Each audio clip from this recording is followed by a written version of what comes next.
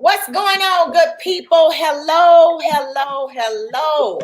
You all know what time it is. I am Sandy, and it is what? Wind Down Wednesday. And we're Yeah. back at you again this week. I am sitting here, and yes, you all see a new face on there. You know, we always got somebody, that we're trying to bring to you and educate you. So, I'm Sandy. I'm sitting here with my girl. What your name is? Hey, what's up? It's Trinice. Y'all know how we do it. It's Wind Down Wednesday. We got a special guest. I'm excited. Welcome. Yes. Thank Hey, you. we like Good to to be tell here. people we keep it 110%. We go overboard sometimes. We are real with what we say and what we do. But let me say this.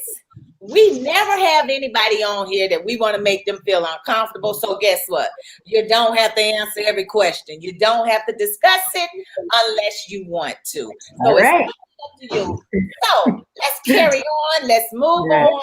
Ladies and gentlemen, boys and girls all over the world, welcome Yes. Dr. Bennyce Hamilton.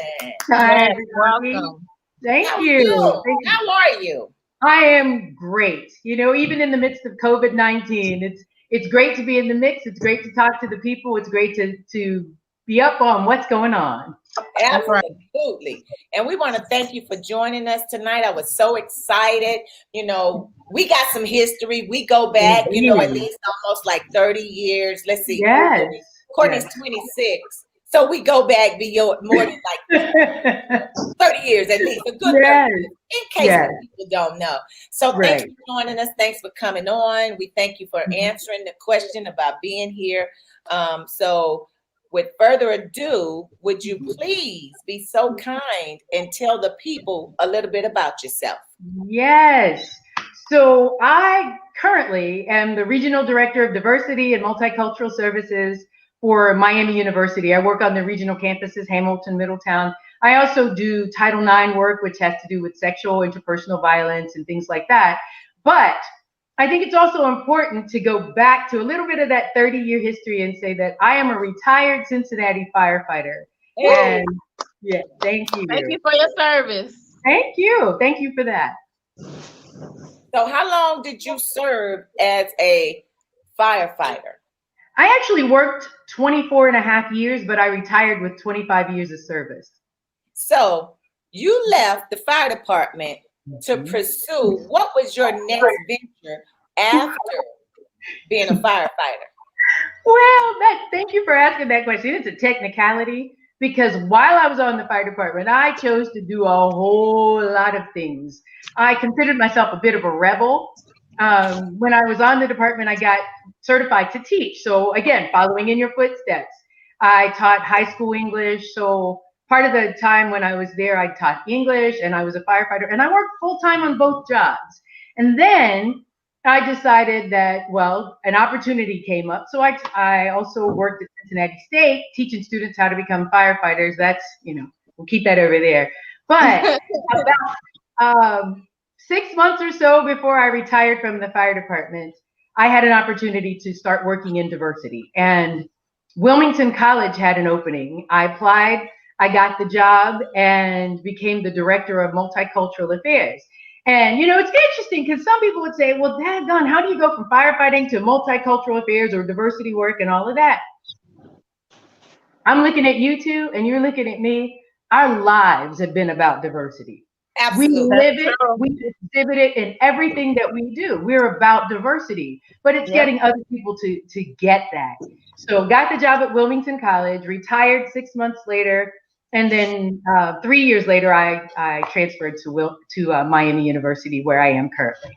Oh, sounds interesting. So Mhm. along the way of being that firefighter in the Mhm. department with several individuals. Now you were a Mhm. paramedic also, right? Yes, yes. So we talked about diversity. You just mentioned Mhm. it, looking at the three of us, you can tell that there is some diversity here. And I got short hair, like gray hair and Yes. to be however you want to use it. Wisdom. We're gonna call it There wisdom. you go. That's what I call it. So during all that time that you were in the department, how hard was it for you going from a firefighter to a paramedic as a female, but not just a female, a Black female, because we're going to get to where you are now, because we were talking earlier, the struggle is real. The struggle continues, but it's a shame to see if we progress and if we have, how much. So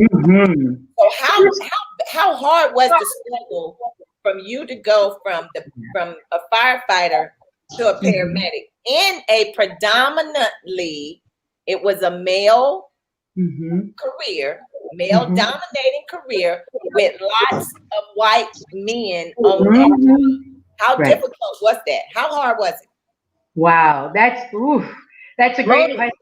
And it, you had to bring up you had to touch the PTSD point. Post-traumatic PTSD, post-traumatic stress disorder. It was exceptionally difficult because as a Black woman on the department, you had to put up with racism and racism from white men and white women, but you had to put up with racism or misogyny from all the men, Black and white. But I have to say that I ended up most of my career working in a firehouse with some really good African-American men, and they tolerated me and I tolerated them, and we got along really well. And I think that that's one of the things you have to learn, the culture of the department, which is good for us as women. It's good for us as African-Americans. You have to learn the culture of the organization, and that took the most out of me. I think for many people, you come on, it's kind of like pledging. If you know anything about pledging, the fire department was like that. After the first year or first few years, you get pledged, and people play tricks on you, and they do all kinds of things just to see if you're quote unquote worthy. But what I found was problematic was that it continued for 25 years. Wow. I had to pledge for 25 years. There were young upstarts who came on the department and who'd been there for 4 or 5 years and thought, you're going to tell Bennyce Hamilton what to do. And, I got this wisdom because I earned it. And I got to a point where I was like, oh, no, you're not going to tell me what to do. You're not going to boss me around. But also, and please know that was across the board. I know I'm talking a lot, but I had officers who felt like because they were officers, they commanded respect. And I was there to let them know, no, you earn respect. So I'm giving it to you, not because you have that promotion, but because you earned it. And you said it right. You said it, and I don't think there's a lot of people that probably don't know what pledging is. Fraternities and sororities go through that, in order to get in. And you're absolutely correct with being. See, you came on a long time ago, 1988. Yeah, you came on when, we were fighting to get women on the job, not just women, Black women on the job. And with that being said, it is a fraternity that they have to feel like they've accepted us into their system. We're interrupting their process, their program, and they don't want to help us at all. They don't want to see us move forward. And I'm sure you had some pushback when you become a paramedic. This is the difference between us and them. And when I say them, I mean Blacks and whites, especially in the jobs that we're dealing with. They don't want to help us get ahead, but they will help their white counterparts get ahead. And it's like hazing.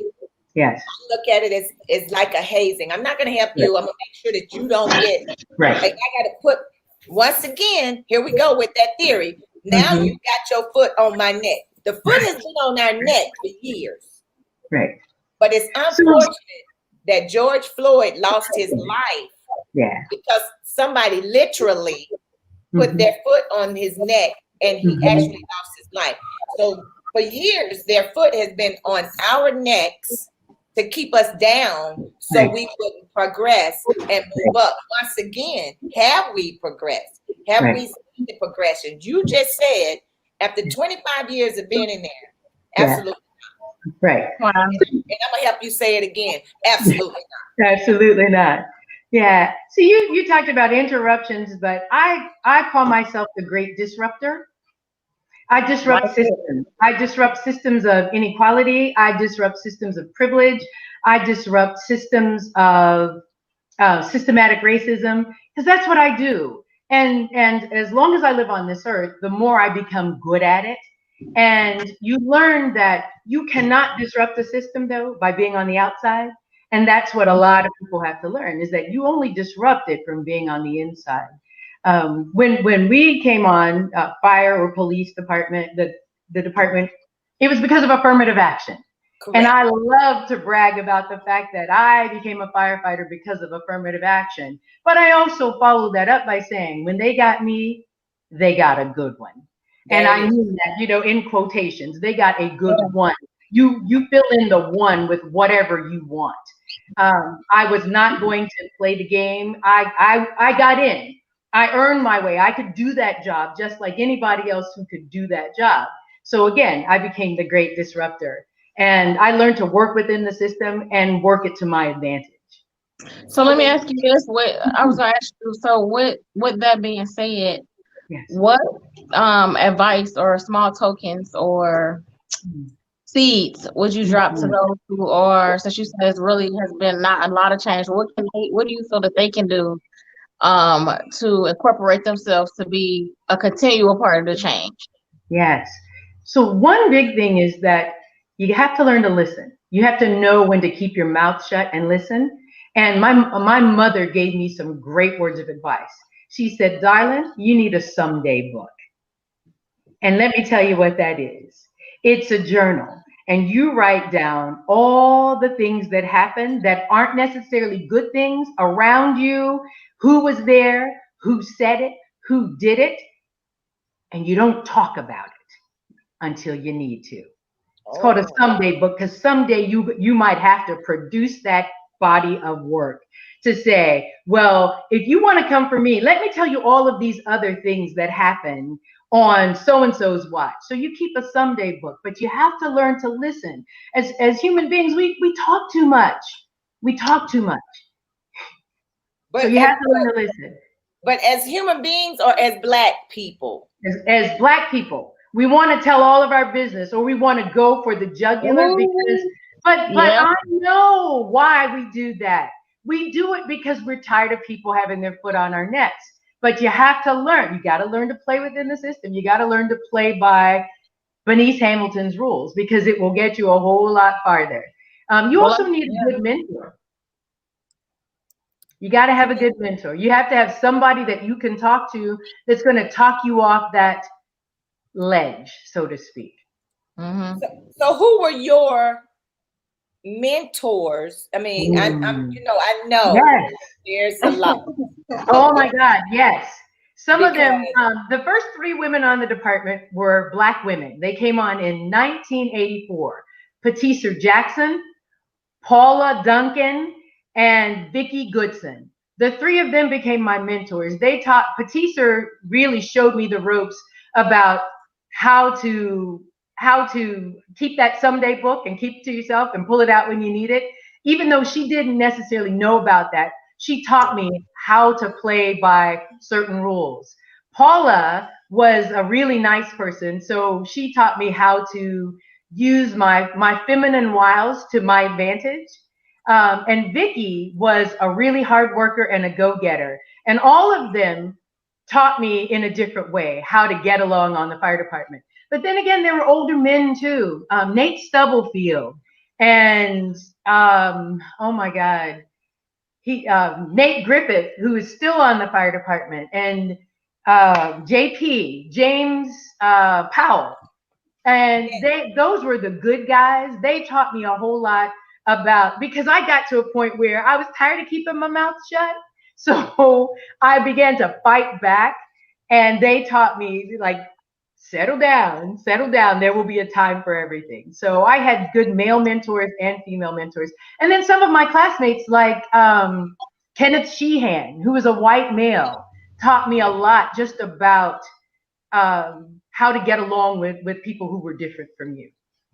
And I think that's important. I think that's important for everybody. Although, I continue to say, how have we progressed, and have we progressed, and have we seen the progression at any point in time? And for just a tad bit, we have, because you just said it. Your mentors, they led you from one point. Pretty much they built the foundation in order for you to live in the house that you're living in now. Exactly. So, literally and figuratively. Yes. So had it not been for them, you wouldn't have progressed to where you are to this point right now. Now, you're playing a big role now. You went from one extreme, one huge extreme to another. Now, it was one thing to be in a predominantly male environment that pretty much controlled everything that you did, pretty much control everything that I do right now currently.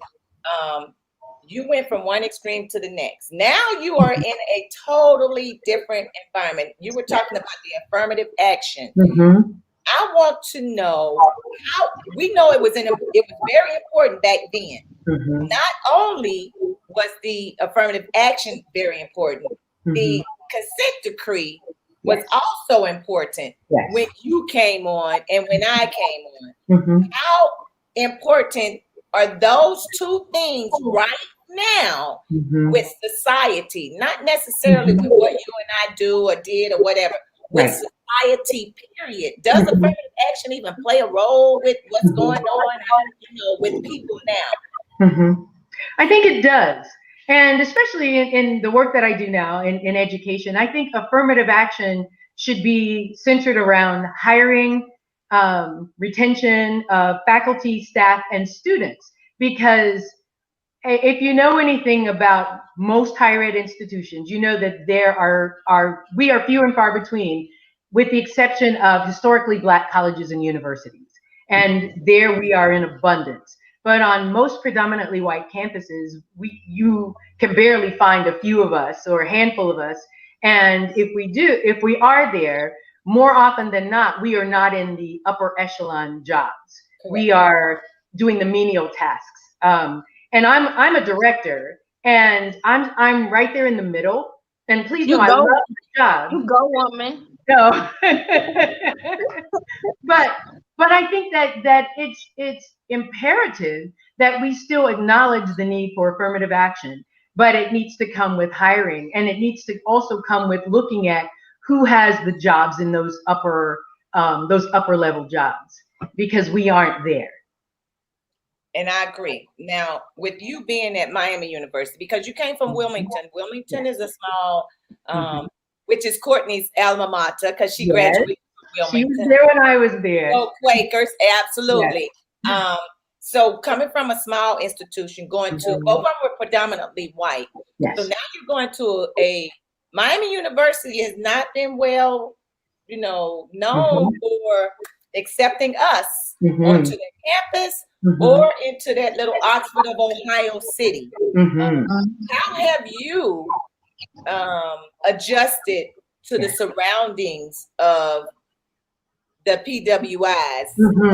And oh my goodness, while I don't work in Oxford, you're regional, right? You're regional. Yeah, regional, but that's okay. But we'll talk about that, because it's still Miami University. I found, and I'm telling you, my background as a firefighter, my background as a teacher, my background as a Black woman, my background as a feminist, and so many other things have taught me well. I believe that we must go in with intentionality.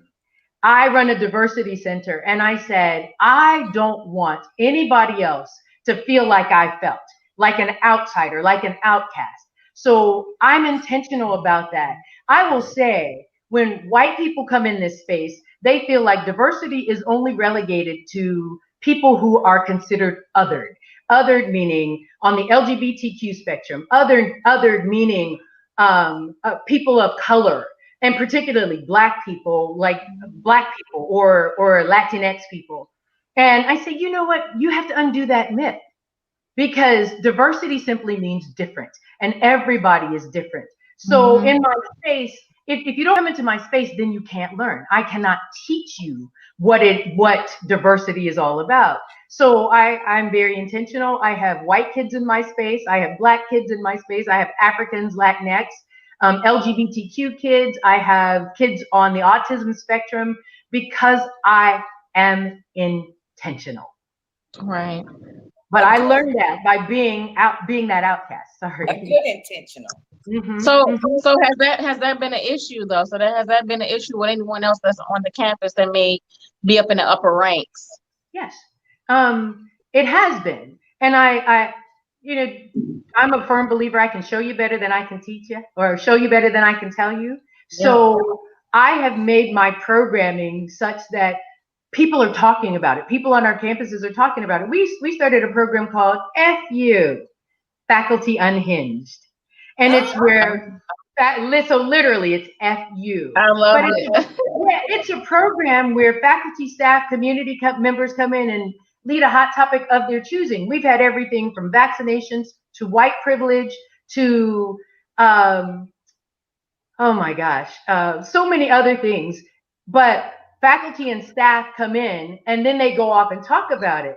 So it gets back up the food chain. So our dean hears about it, our assistant deans hear about it, and they want to know what it's all about. But please also know that I'm not foolish enough to think that because I live in the space that I live in, that the things I do are also not being challenged.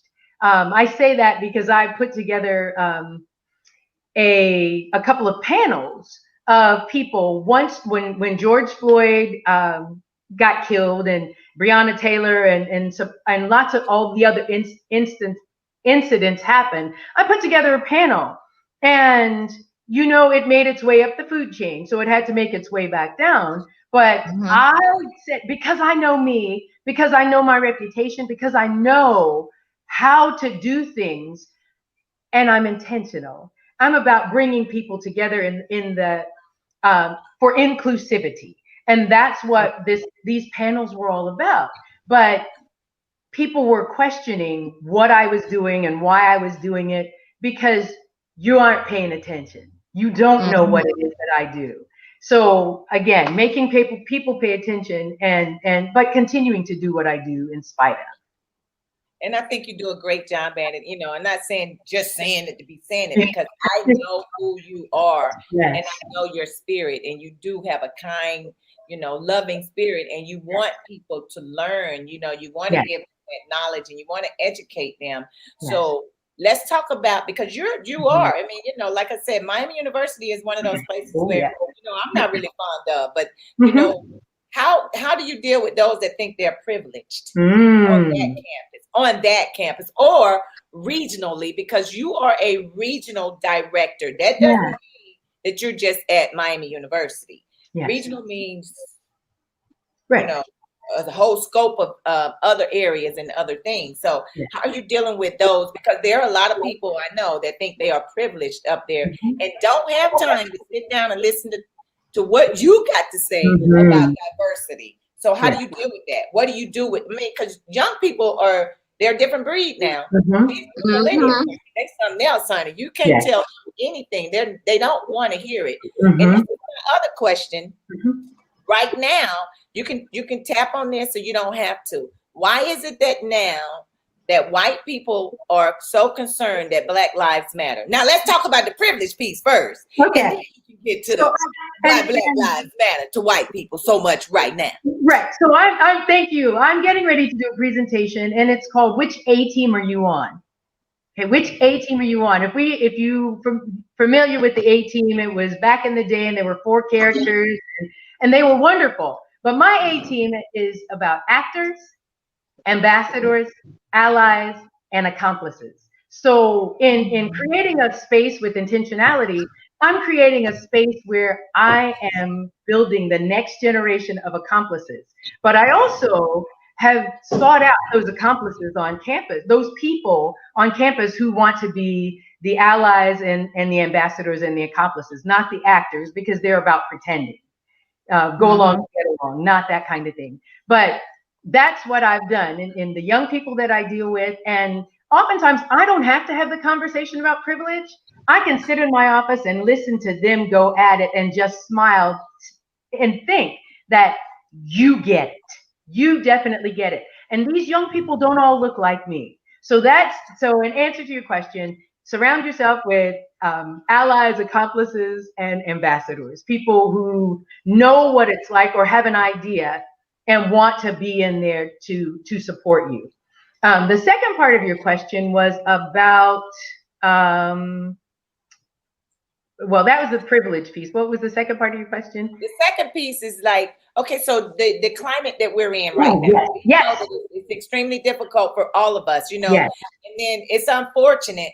And and then we're gonna tap on this one too, because it just came to my brain. We talked about all of a sudden, white people are now saying Black Lives Matter. Now they have posters in their yard, they write on the cars. It's more them protesting than us.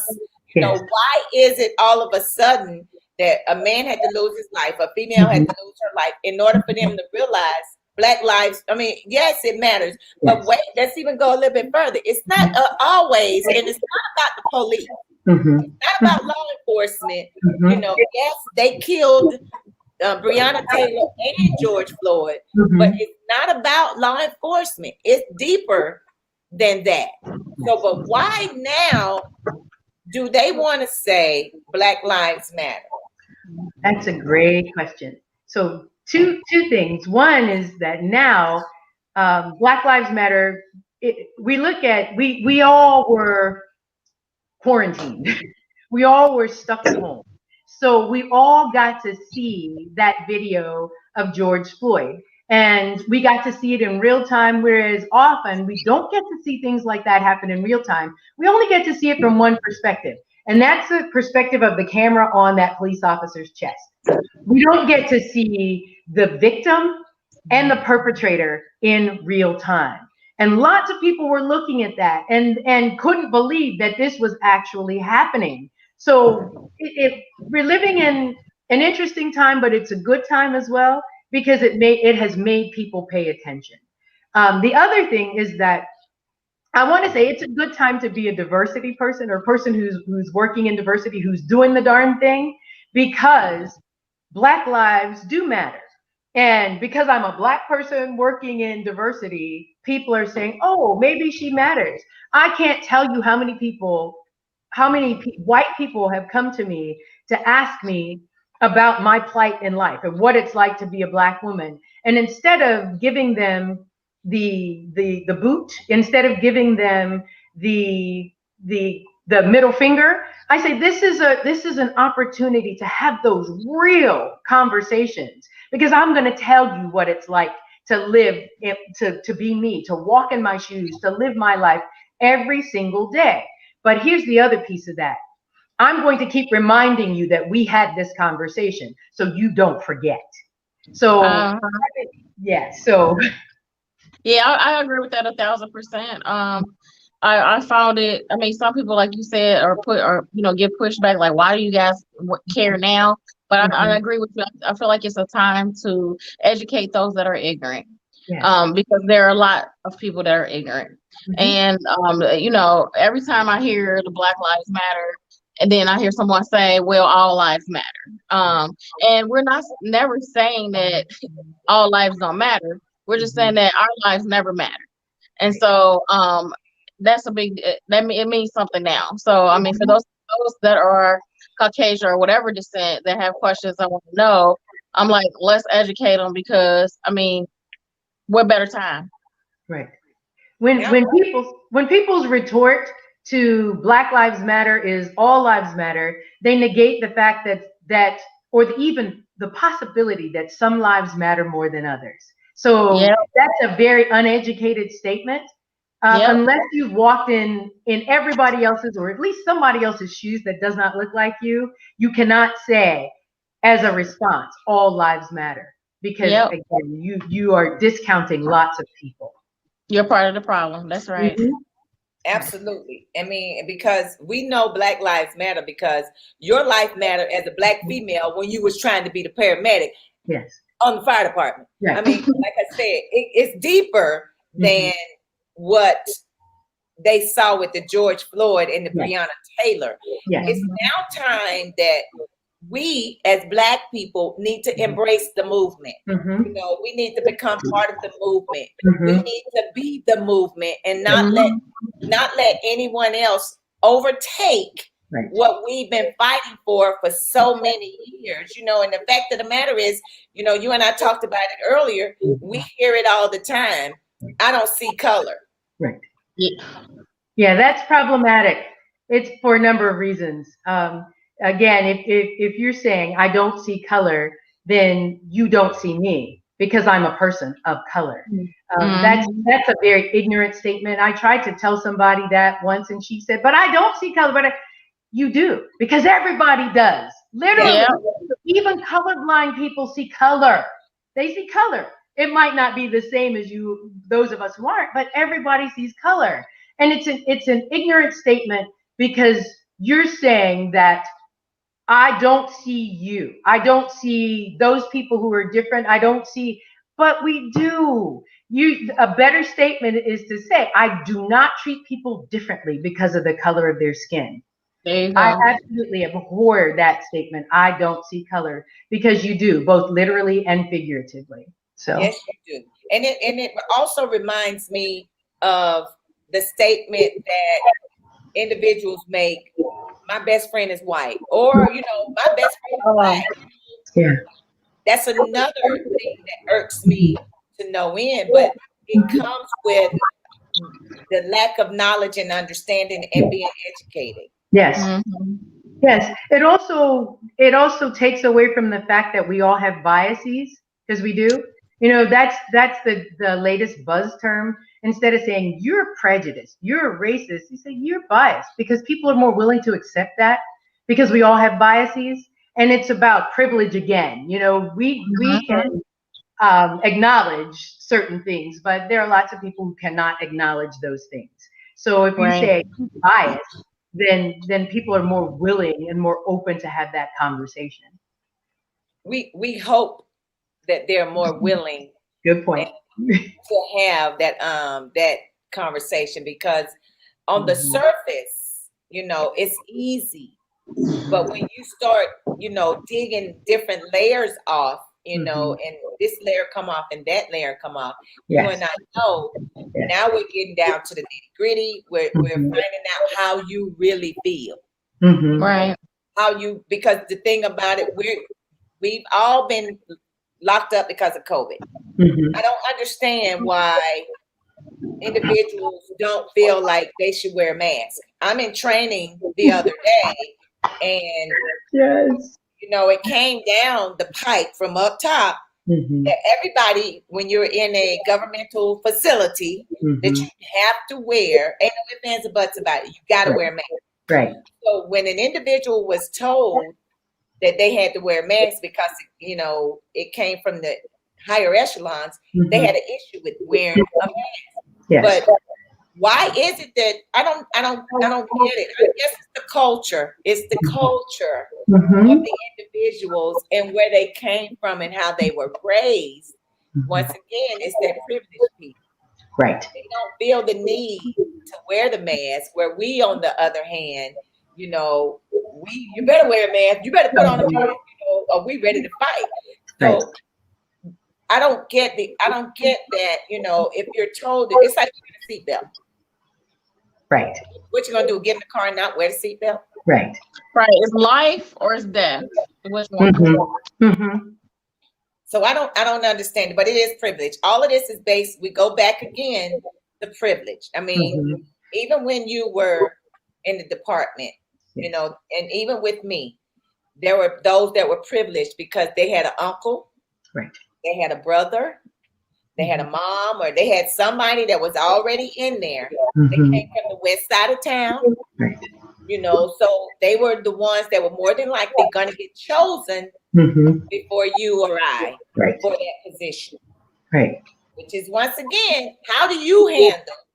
How do you deal with the young people when they realize and see and know for a fact they didn't get that position because of the color of their skin?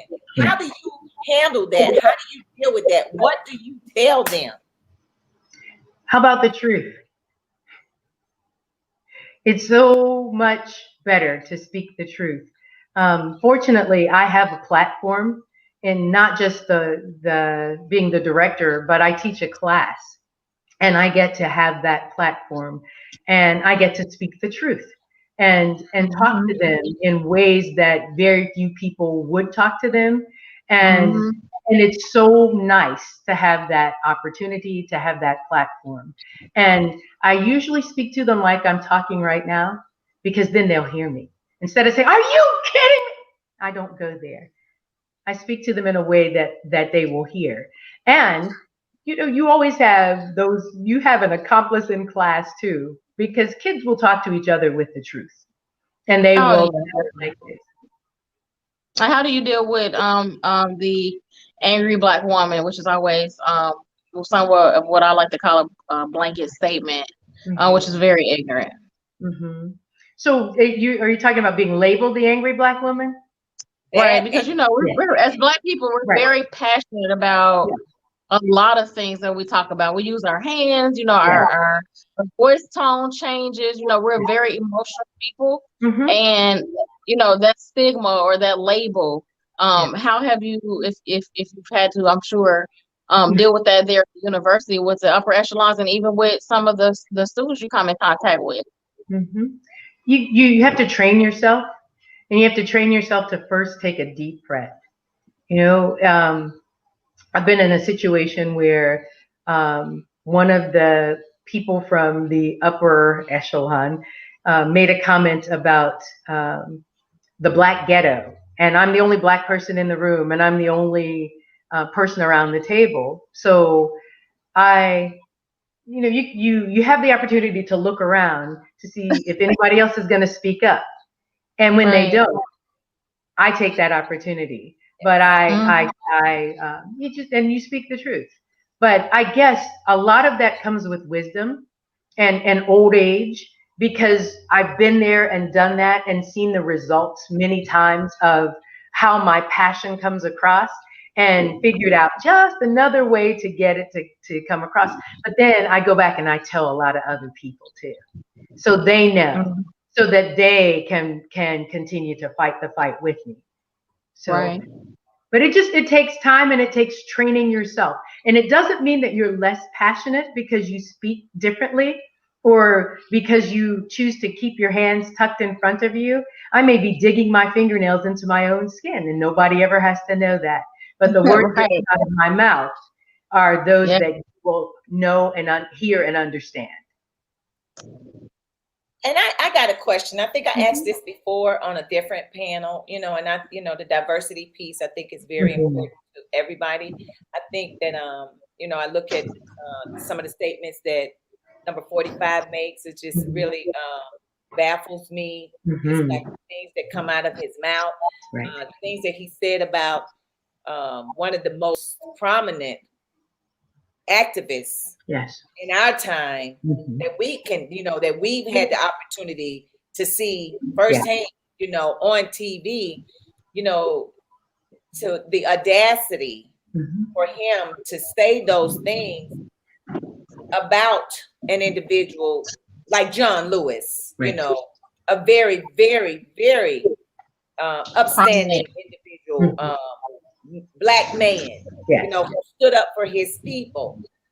I don't know how deep, or school is just getting ready to start for you at Miami University.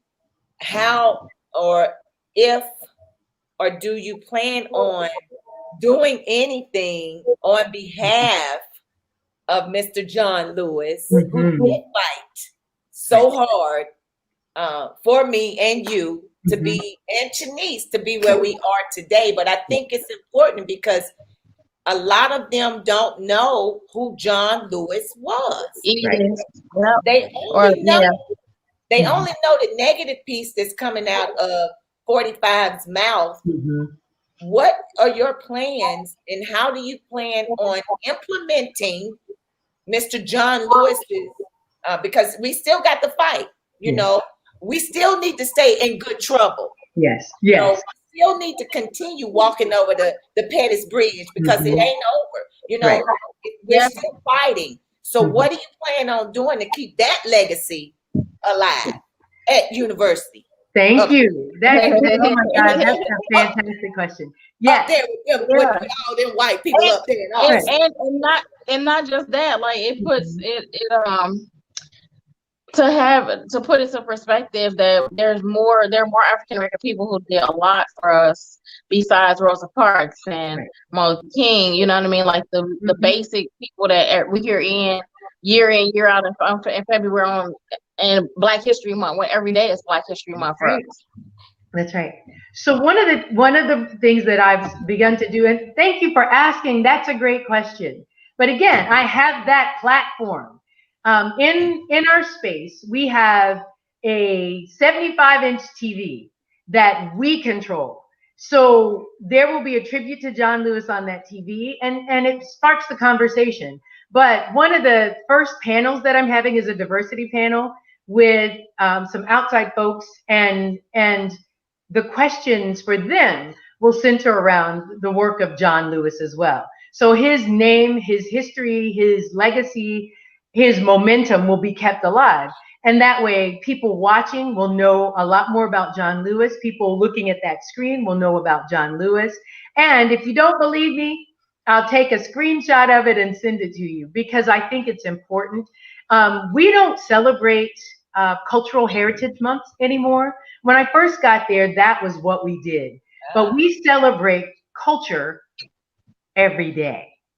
We don't celebrate Black History in February. We do have a soul food dinner, but we don't say that it's because of Black History Month, because in January or in March, we may have Step Africa come to be with us. Step Africa is a group that teaches the art and history of stepping from the African tradition and from the gumboot dance, which is where it came from and made its way into sorority and fraternity life.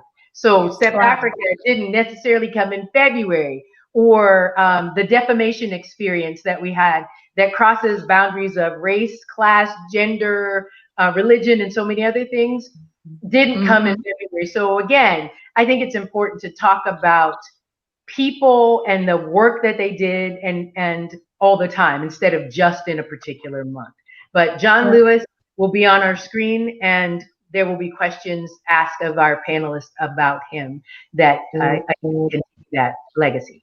Outstanding, you know, because I think he is definitely somebody that we just need to pound, because he fought so hard. He fought all the way up until his last breath, because he wrote, I guess, I don't know if it was a thesis, because that's what it looked like. You know, it's in the New York Times. You have to go back and look at it. The week that he passed away, he wrote it, and his thing was, and this is where I'm getting ready to ask you, his thing was, he said, in order for us to make a change and to be a part of that change, we need to go vote. Talk to me and talk to the people about the importance of Black people voting. I mean, it's so important that we get to the polls and that we vote, because we can make a change. Yes. I think it's important that we exercise that right, because there are people who fought and died for us to have that right as Black people. And and I'll get back to the question, but what really bugs me today is that we have people who are in positions of power, and we call them mobility agents, because these are people that look like us, and they have a platform as well, and have never voted. It's Snoop Dogg said, "I'm registered to vote," just very recently. And how can you tell somebody else if you're not leading by example? Exactly. So I think that that's important too. Exactly. I mean, we as leaders, like we have a platform, Mm-hmm. And I have an idea that I hope that we can, before November 3rd, that we can get out and we can do it in someone's community. It doesn't necessarily have to be in a Black community, but it'll be definitely promoting and pushing Black individuals to come out and vote. So, I got something in my brain. I just gotta, make it happen and come to life. So I do plan on doing that. So with the voting and all that stuff, being a woman, we're all women here, 3 of us, and we're Black. Yes. What is your perspective, and what do you think, and how do you feel the importance of having a female vice president? Okay. And does she necessarily have to be Black? That's a great question. And I'm going to speak from my bias because we all have them. That's and right. I think that today it's important that we have a Black female as the vice president. And especially if you're trying to mobilize and get Black people to come out to vote. Yes, Obama became president and that was a very special time. But I think that momentum should not stop. I think that it's a good time to have a vice presidential candidate. But again, from my bias, I think it's also a good time to have a Black female vice presidential candidate, considering that Joe Biden is an old fart. So I think this presidential candidate should be an old, I think she should be in her 40s or 50s, early 50s, because, and be put in a strong position to take over in case anything happens to him. But do you think that'll be a problem though? Because we're talking about. This is major. We're talking about Black and white. We are literally talking about Black and white, because I think it's very important that we do get out and vote. But we're talking about Black and white. Right. It's like how. I just don't know if it's going to even happen, because there are a lot of people that don't see the diversity in the need to have a female. They don't see it. So I don't know if that's actually really going to take place unless we get out there, because white people don't want to see another Black person in that office.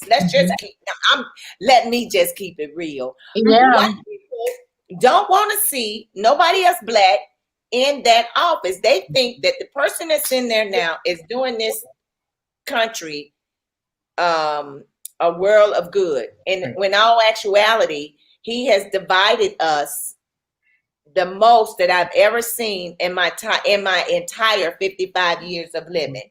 You got Blacks over here and you got whites over here. That's just how divided we have become because of him. So do you really, really think, these might be my biases too, do you really, really think that's going to happen? Do you think that's going to happen? It's important, but do you really think it's going to happen? That's a woman. Men are not. How many? Of course, it's more of us than men, and you would think the women would get out and vote. But do you really think that's going to happen? Do you really think it's going to happen? I think that there have been a number of. Okay, well, you got a comment. I think that there have been a number of us who have bought into that divisiveness. And I think that as Black people, we shouldn't give into that divisiveness. I think that Black people and Black women in particular have also been at the forefront of getting people into office, because we went to vote as large groups. And I think that we need to continue to do that. So if there's a Black female, why wouldn't I want somebody in office that looked like me? Exactly. Right. I totally agree. And I agree with Tammy. It does shift the power base by having, more people of diversity in those really high places. And, like Tuck said, I mean, it is a challenge because a lot of people, majority, do not want to see Black people or people of any type of color in those prominent positions. just because they feel threatened. You know what I mean? Something that you're not educated on. You some going a certain way. You don't want that change. So I'm erring on the side of momentum again with Black women and our power base. And I think that if we see us, we'll come out and vote. Because if we think back 4 years ago, white women didn't come out and vote for Hillary Clinton. No. And said, I'm not voting for her because she's this, she's that, she's the other. But some of these same white women went out and voted for Donald Trump, who is a misogynist, who is who has assaulted women or advocated for women to be assaulted. And these aren't women that look like us. These are women that look like them. Absolutely. So I think that having a Black woman would definitely get him a lot of votes. And if there are people who aren't going to vote for him for whatever reason or have whatever excuse, but we as Black women can't use that as our excuse. No, we cannot. We should not use it. You know, you called him an old fart, but so was Bernie. Yeah. Bernie would have been an old fart too. And so was Donald. Old farts, just all old farts everywhere. Yeah. You know, we're not going to have another handsome looking Barack Obama. I don't care if he was an Italian. You know, will we ever reach that next level? You know, are we going to ever get to that next point in our life? And I'm like Tammy said, I think, you know, it's all based on where we put people and how we shape things. We can control that. And another way that I think that we should control it too. And I'm hoping that Ruth holds on. Y'all pray for Ruth. Please pray that Ruth holds on. Yes. Because that'll be another important piece to put a Black female in the Supreme Court. Right. You know, I think it would be a blessing to put a Black female in the Supreme Court, you know, to make sure that we have at least somebody there from now until whenever, you know, that once again looks like us. Right. You know, and can relate shift the momentum. Yep. Right. That's and can relate to us, you know. So that would be outstanding. So is there anything else that you would like to add to tell the people, that anything that we might have left out? You know, or how can we, or I was gonna say too, how can we like contact you? How can people contact you? Maybe our viewers that are already there on campus, how can they, you know, they may or may not have heard of the program. I know you try to get all of the information out and all the pieces out, but sometimes, you know, things happen. How can they contact you? You have an email or, you know, are you on Facebook or Instagram? Can you name all of those things so that people can kind of get in contact with you? Yes, I have Instagram and it's at Bennyce Hamilton. And my name is spelled BENNYCE Hamilton. My email address is hamiltbe@miamioh.edu. And if you didn't get that, you can always go to Miami University Regionals Diversity. I'm it.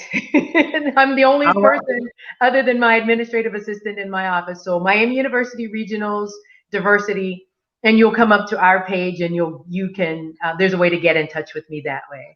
And I would love to continue this conversation. How do you feel? How do you feel about that, being the only one, like the only?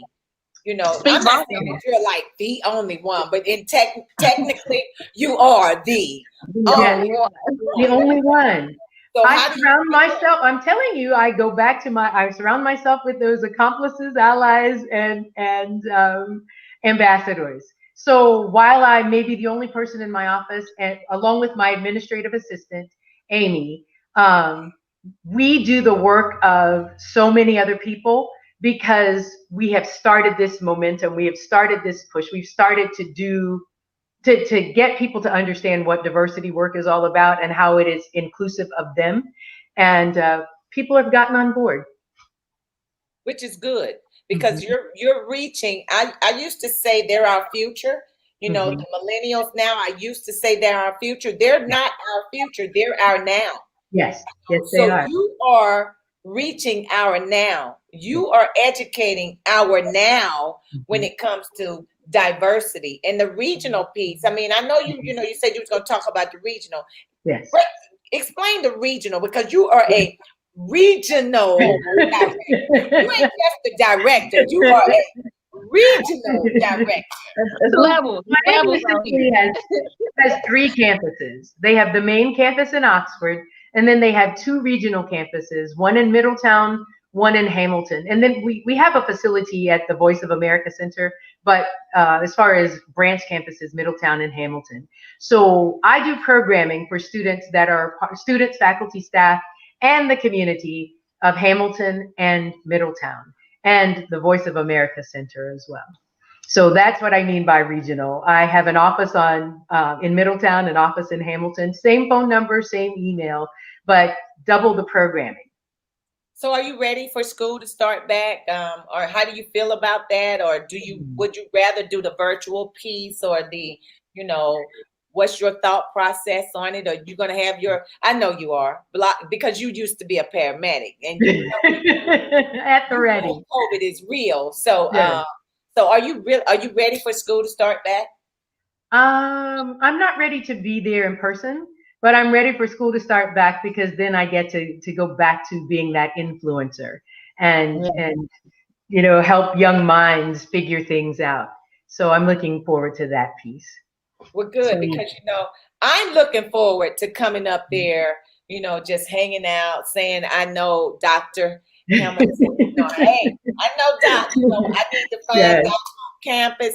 I want to come up there just to say hi and just to, to help in any way, shape, form, or fashion that I can.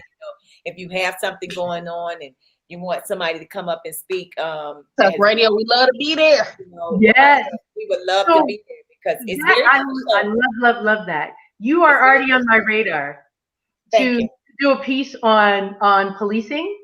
I'm doing these panels, and we're doing, like I said, we're doing them once a month. So I want you to talk about community policing, but more so about being an African-American woman that's also a police officer, that also has a daughter or family, and is living in the age of COVID-19. So you two cross so many boundaries that I would like to pick your brain about in this virtual format. Thank you. I would be more than happy. My dear friend Shanice would be happy. We'd love to. Excellent. And you're absolutely correct. It's very difficult being an African American female on this job. Now, this is what I don't hate. I don't hate it. I dislike it. Okay. I dislike saying African American, because at the end of the day, doggone it, I'm Black. Why can't we just go back to just saying Black? Why we got to put, we always got to be politically correct. And just it wasn't us. It wasn't us who made it. It wasn't us who made it political, though. That's the thing. They changed it to make, I guess, themselves feel better about the title, or what they wanted to call us, which is crazy. Because if race, and I said it before, if race didn't matter, then why do I need to put it on an application? Right. That's right. Yeah, I use the terms interchangeably. I use African American and Black, and not to be any kind of way, but I use them interchangeably. And because for so long there was a stigma against the term Black. I didn't want to be Black. I wanted to be African American, but it's no longer stigmatized as are so many other words in our vernacular. But I'll go with Black. I'll go with Black. I'll go with African American too, if I have to. So, that's the part of being diverse. You can do one or the other. Everybody can do that. So that's the part of being true. That is a fact. That's a fact. Before we get out of here, we always, we want to say thank you for joining us. Thank you for being here. I didn't want to get too deep into too much conversations, because see, you are still working and I have to protect your job and what you do for the people. So I didn't want to touch too much of something that I, shouldn't have. So we wanted to make sure that we kept it, on a nice little easy, smooth surface, but definitely educated people when it comes to diversity, and where we are now in this time, because we want to make sure that we continue to fight and we continue to do what we need to do for each other. When all Black people can get on the same page, the power we have is phenomenal. Yes, indeed. just the fact that we have to get there. And I guess one of the viewers said, we'll get there. And I'm hoping and praying before I leave off the face of this earth, I'll see us get there. With that all being said, before we leave, I am, here goes Cheryl. You know Cheryl, you remember Cheryl that we played ball with? She is she's watching. And that's Cheryl's comment. Cheryl said, maybe I am telling my age. My birth certificate says color. Yes. That's another issue. That's another topic. For a whole nother show. Look. Yes. And then we gonna get to the end. Another piece is that I don't like to be called girl. Hey girls, or hey girl. You know, I don't like being called that by a white individual. It's growing up in the South. They used to say that, and some of them still say that. It's belittling. Yeah. You know, why can't you say hello, ladies? Or hello, how are you doing? Yes. Why do you think that? Do you are they still stuck in times, or do they just refuse to move forward to where we are today? I think yes. And a lot of it goes back to ignorance too. I educated a young man who works at an HBCU, because he would always come and say, hey girls, how you girls doing? And I had to tell him, please don't refer to me as a girl. I am old enough to be your mother. So when you walk into a room of African-American women, refer to us as women or ladies. I said, stereotypically, that was a derogatory term. So it may just be a part of your culture, but I'm telling you, it was also a part of mine, and it was a part of mine that I don't enjoy. So please refer to me as a woman or a lady, because I'm not a girl. See? But we can't keep blaming stuff on the culture. We can't keep blaming stuff on that's the way it used to do. That's the way they used to do things. That's the way things used to happen. We can't continue. I won't say it's like, I'll just say it's generational, because a lot of, there's a really big gap. There's a really big separation from the younger generation feeling it's okay to say girl to the older generation, like, hey, you never supposed to do that. And that's just, that could be a Black person you'd be having that conversation with. You know what I mean? It's because they're Black doesn't mean that they know. I just feel like it's a generational thing. And so, you have to educate, like, whoever it is that, because they may not know, they may not be told. They may not be told, just like our history books don't tell our side of the history. You know what I mean? So, that's how I kind of look at it as. Yes. I just don't think we can keep blaming it on ignorance. Like, the police cannot keep blaming. I was fearing for my life. We cannot keep saying that as a law enforcement officer. I don't care if you're Black, white, Puerto Rican, Hispanic, man, woman. I don't care. You can't keep using that as a way out. Right. Because that's the way I see it. We, as Black and whites, always use things as a way out. Right. I'm not privileged, and I probably never will be privileged. Listen, I think on that one. Well, can I tell you something? There's if you look at privilege, if you look by definition, it's gaining something that you didn't have to work for. So it's getting something that you didn't have to work for. But there's a difference between being privileged and white privilege. So I would say that I'm privileged in many ways, but I don't have white privilege, obviously.